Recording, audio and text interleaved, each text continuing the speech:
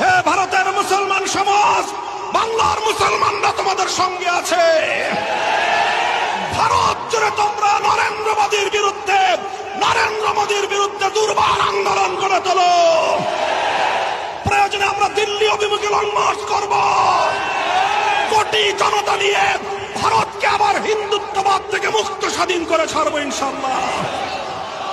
প্রয়োজনে বাংলাদেশের সীমান্তবর্তী অঞ্চলগুলোতে ভারতের মুসলমানরা যদি নরেন্দ্র মোদীর বিরুদ্ধে কোনো কার্যক্রম গ্রহণ করে, বাংলাদেশের মুসলমানরা সীমান্তবর্তী এলাকাগুলোতে ভারত বিরোধী প্রতিবাদী কর্মসূচি পালন করবে ইনশাআল্লাহ।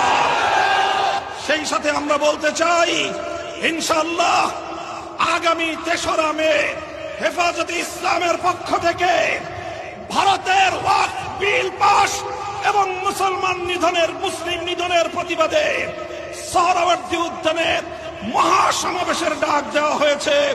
বাংলাদেশ খেলাফত মজলিস হেফাজতে ইসলাম বাংলাদেশের সেই মহাসমাবেশের সাথে সম্পূর্ণ একাত্মতা পোষণ করে মহাসমাবেশ বাস্তবায়ন করার জন্য নেতা কর্মীদেরকে রাজপথে নেমে আসার উদাত্ত আহ্বান জানাচ্ছে।